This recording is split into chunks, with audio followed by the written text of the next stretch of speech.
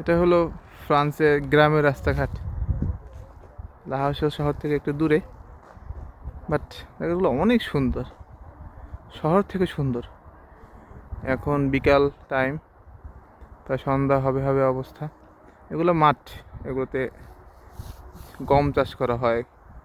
ওই দূরে দূরে বাড়িঘর দেখা যাচ্ছে, একটা জমি, এগুলা চাষাবাদ করা হবে।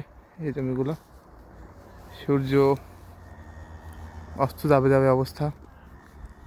ওই যে আমার সাথে কিছু ভাই আছে, বাংলাদেশি ভাই, একটা আঙ্কেল আছে, তারাও যাচ্ছে। অনেক সুন্দর, অনেক বিশাল বিশাল একটা মাঠ। এই যে এইখানে ঘোড়া চালানো শেখানো হয়। এখানে এই ভিতরে অনেকগুলো ঘোড়া আছে, বাচ্চাদেরকে ট্রেনিং দেওয়া হয়।